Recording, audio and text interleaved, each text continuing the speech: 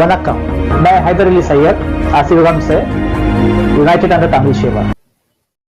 Your silence is just prolonging the greater Kalyugam. Explanation of Quran chapter 1 verse 1 to 7. In the name of Allah, the entirely merciful, the especially merciful. All praises due to Allah, Lord of the worlds, the entirely merciful, the especially merciful, Sovereign of the day of recompense. Note: sovereign means one possessing or held to possess supreme power or sovereignty. The day of recompense is the day of judgment. The day in which we will all return to our Lord to be judged for our time here on earth. Sovereign of the day of recompense means rights to judge individual faith is with Allah. No human have rights to judge individual faith. Allah alone has the authority to judge His creation. And He on the day of judgment would judge all His creations, whom He has given free will.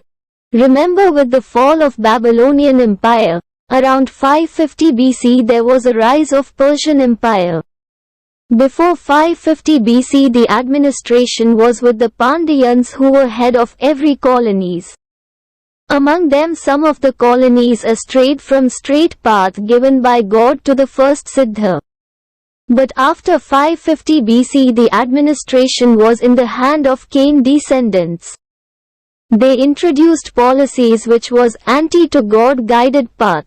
Bible Daniel chapter 7 calls it the age of the beasts. Sri Krishna calls it greater Kalyugam. In Tamil culture, good administration by the son of soil was known as Satyugam. The age of bad administration by the son of soil is known as Kalyugam. Greater Kalyugam, which Sri Krishna prophesied. Bible Daniel, which talks about the beasts. Both these prophecy refers to a long period of bad administration by outsiders.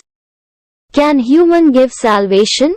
This idea of salvation given by man was propagated after the fall of Babylonian Empire. Jewish syndicate consisting of Baniya and Brahmins, the Brahmins become the door to salvation. To counter the idea where man is the giver of salvation, Prince Gautam, the awakened one. Prince Gautam challenged the philosophy of Mitraism. Mitraism policies was marketed then by the Caucasian priestly class group called Brahmins, supported by the Persian Empire then. Since then all superpower they took this idea where human gives salvation and through their priests market it among their subjects and among their people in order to rule. Roman Empire introduced Roman Catholic where they made Jesus as door to salvation. After Prophet Muhammad, the Ottoman Empire, who invaded Hejaz region around 1517 AD, ending the real Islam. Every superpower of their time introduced a religion. The Ottoman Empire funded and promoted Sufism. In Sufism also took the idea of human giving salvation. In Sufism the pir is the door to salvation or Maghfirat. Wherever the Ottoman Empire ruled they spread Sufism where human gives salvation through their saints. Thousands of dargah of those pir one can find across globe. Since year 1727 Abd al-Wahhab went to Al-Daraya, some 40 miles, 65 kilometers, away, which had been the seat of the local Prince Muhammad. Wahhabism ideology been funded by Kingdom of Saudi since then. Again they are spreading the idea that the Wahhabi alone are going to heaven while rest of mankind are disbelievers. Now in every locality of the earth Christian and Wahhabi Dawa organization are selling heaven by converting to their cults. Do these religious organizations have rights to judge the faith of the mankind? Do these groups can give salvation?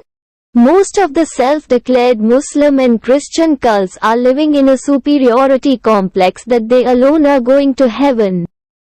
Quran reminds that human has no rights to judge individual faith. As owner of Day of Judgment is Allah alone. Only He on the Day of Judgment would judge everyone. Remember Prince Gautam, who challenged the philosophy of Mitraism, in which humans are giver of salvation. Note: all priestly class religious organizations claim to give their followers moksha, salvation and maghfirat. Tell them, it is you, Allah, we worship, and you, Allah, we ask for help. Guide us to the straight path, the path of those upon whom you have bestowed favor. Note: the Blessed One is Seth, whom God appointed him as his vicegerent successive authority and also gave all information on all subjects in written form. Seth in Tamil tradition is Sivan the Pandian. Mankind should follow the way of life which God gave to first Siddha, the Blessed One. This is what chapter 1 of Quran reminds. Not of those who have evoked your anger or of those who are astray. Note: do not follow the path of those who have evoked God's anger. Who in history have evoked God's anger among mankind? Cain, who committed the first murder, faced the wrath of God and became a fugitive and a restless wanderer on the earth. Among children of Israel from bloodline of Abraham, those who betrayed the Pandyan and supported the Caucasian settlers' empire, they too are facing the wrath of God. Those among children of Israel become a scattered people. They facing the wrath of God.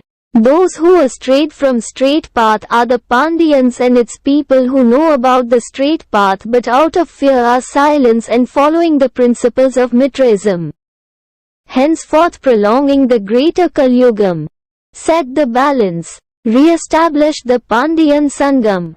Thank you.